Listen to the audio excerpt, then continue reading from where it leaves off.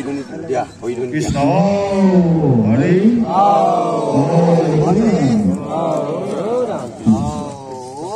তলত গ'ল নেকি এইটো কি গছ কি মেঘনি নেকি এতিয়া হয় এইটো জলপাই যেনেকৈ মানুহৰ এতিয়াও মাজত হ'ব দে হ'ব জ্ঞান বুদ্ধি ক্ষমতা এনেকৈ বস্তুবিলাক পানী কৰে আৰু বহুতো আমি কাম কৰিব পাৰোঁ জীয়াব পাৰোঁ কি কৰিম মই প্ৰথমে মই বক্তব্য সামৰণি কৃষ্ণ কৃষ্ণ সকলোৱে পৰিচিত শৰণাচাৰ্য গুৰুপ্ৰসাদ বৰদলৈ বাপক গতিকে তেখেতক আমাৰ মূল ধৰ্মধ্বজা উত্তোলন কৰিবলৈ আগবঢ়াই আনিবৰ বাবে কেন্দ্ৰীয় কমিটিৰ সম্পাদক কামদেৱ বাবুক অনুৰোধ জনাইছোঁ তেখেতে য'তে নাথাকক আমাৰ মাজত উপস্থিত থাকিলে আমি যথেষ্ট সুখী হ'ম আৰু কেন্দ্ৰীয় কমিটিৰ যিসকল বিষয়ববীয়া আছে তেখেতক সুন্দৰভাৱে আমাৰ ধৰ্মলগা ঠাইলৈকে আদৰি আনিবৰ বাবে অনুৰোধ জনাইছোঁ না সভাপতি না সম্পাদক যিকোনো এজনকে আহিলে হ'ব বাপ বৈষ্ণৱ ভাই মাতৃসকল আপোনাৰ বাবে সকলোৱে জ্ঞাত যে আমাৰ অদৰ অসম শ্ৰী শ্ৰী শংকৰদেৱ প্ৰচাৰ সংঘৰ 53তম নিৰ্বাহী অধিৱেশনৰ দ্বিতীয় দিনৰ কাৰ্যসূচী আমাৰ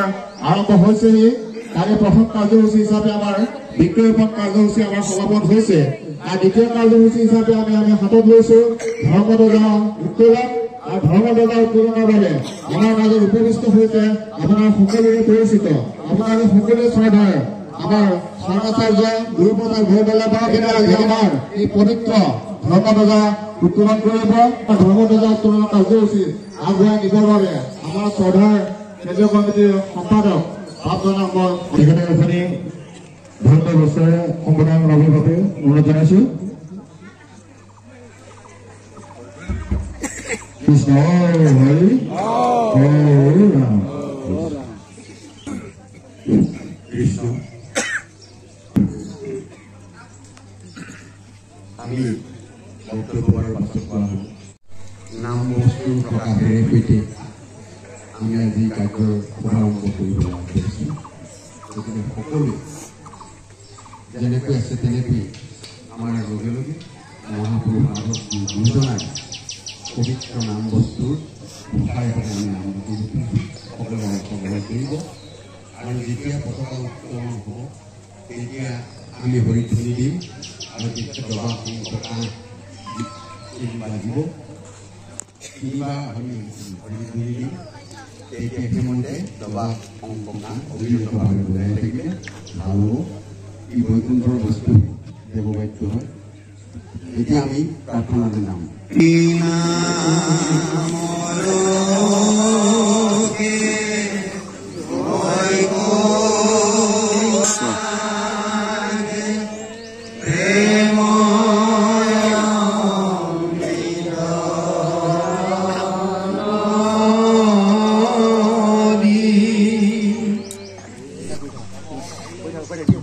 কৃষ্ণ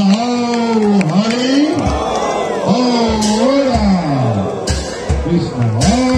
হৰি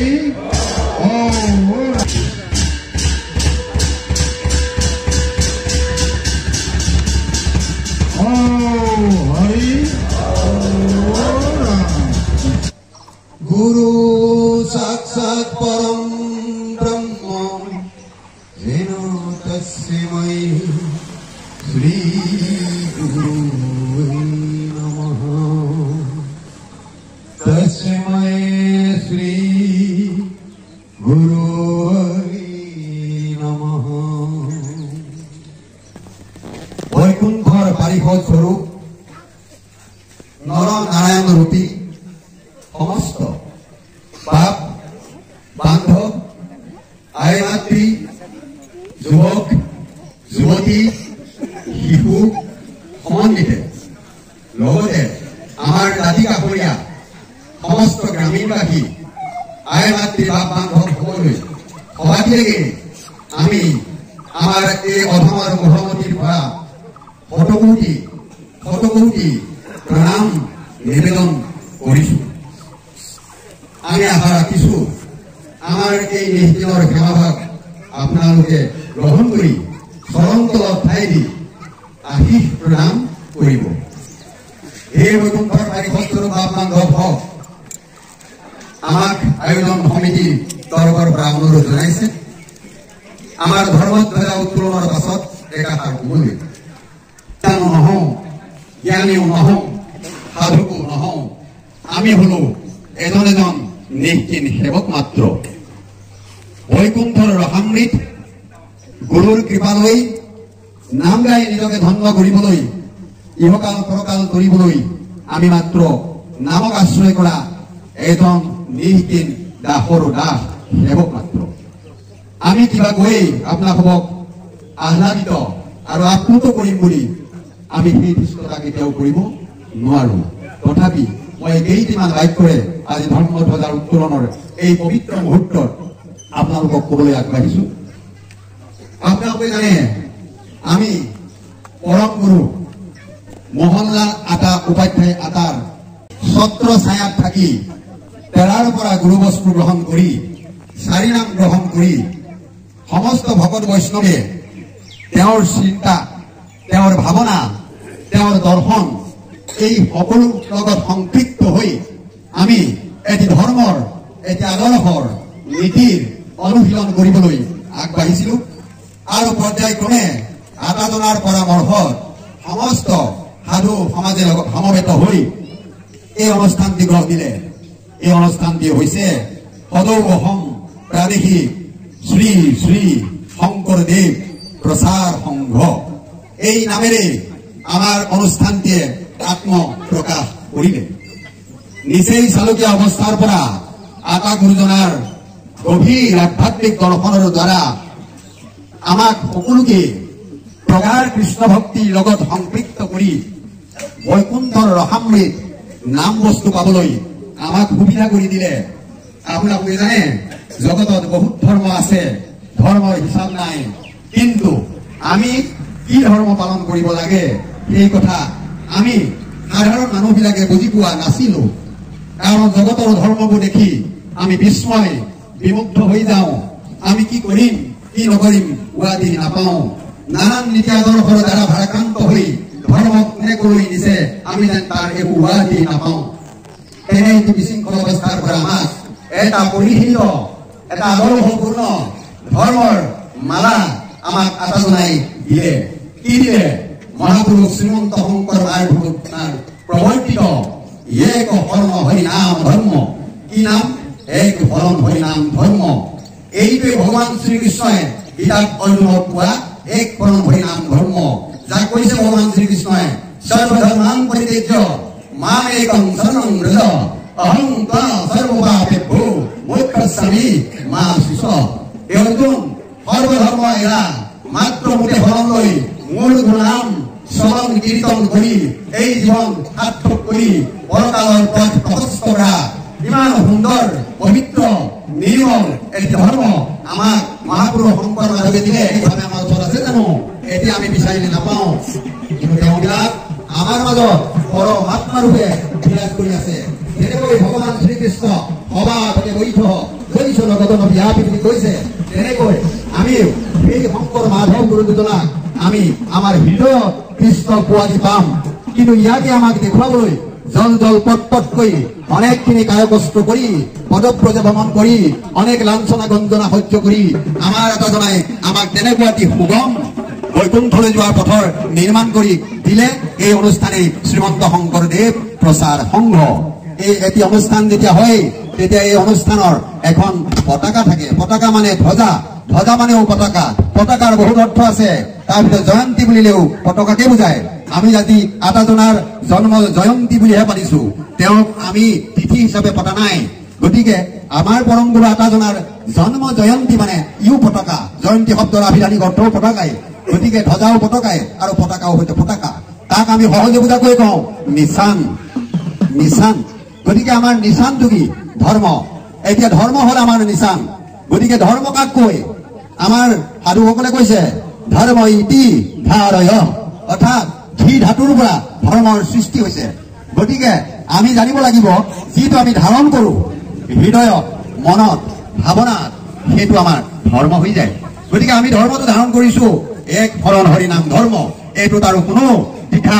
সংশয় একো নাই আমি সংশয় নাইকিয়া কৰি এখন পতাকাৰ তলত আমি সমবেত হৈছো এতিয়া আমি নতুনকৈ ইয়াত এইবিলাক আলোচনা কৰিবলগীয়া নাই মাত্ৰ আমি জানিব লাগে যে গুৰুজনাই যি আদৰ্শ আমাক দি থৈ গৈছে আটাসকলে যি আদৰ্শ আমাক দি দিছে আৰু এতিয়াও আমাৰ সকলোৰে শ্ৰদ্ধাৰ মধ্যমণি স্বৰূপ বদন চন্দ্ৰকাত আটাদেৱেও আমাক যি ধ্বজা এতিয়া বহন কৰি আছে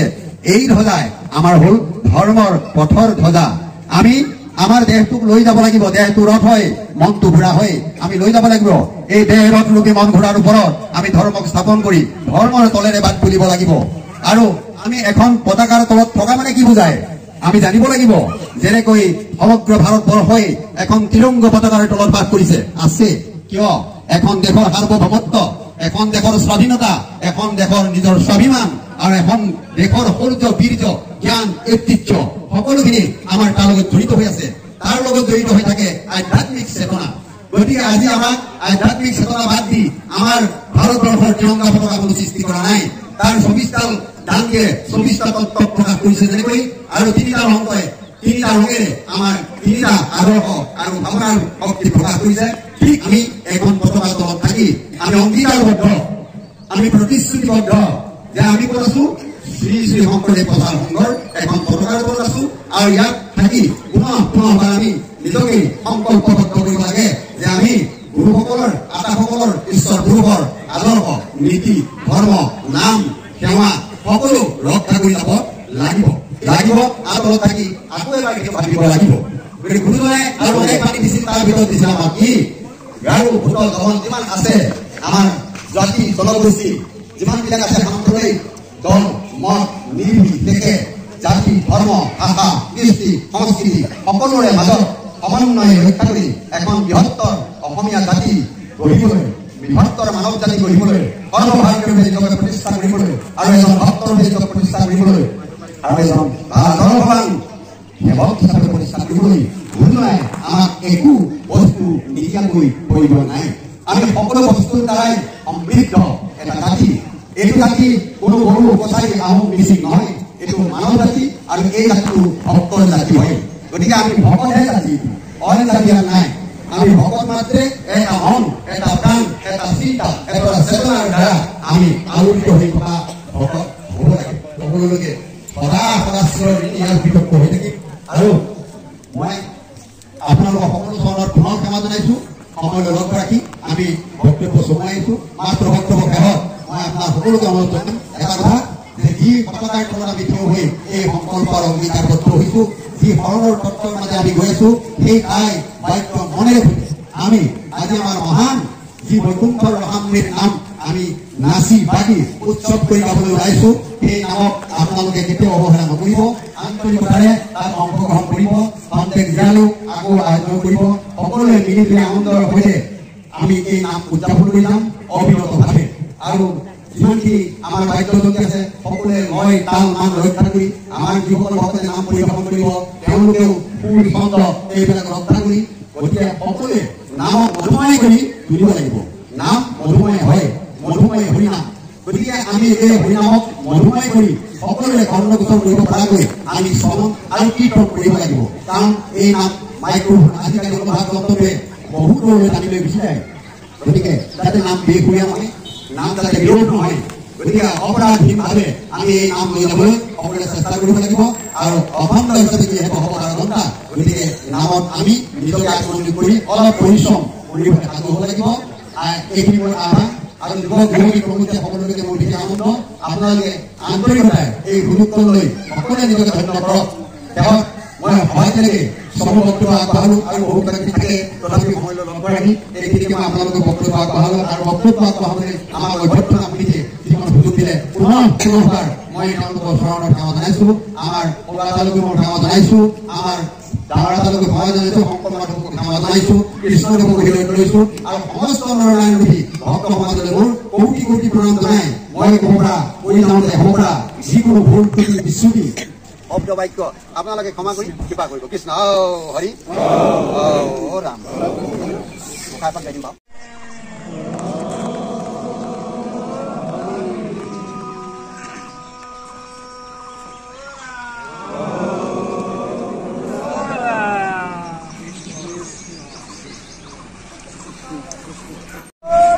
শংকৰদেৱ প্ৰচাৰ সংঘত জয়। শ্ৰী শ্ৰী শংকৰদেৱ প্ৰচাৰ সংঘত জয়।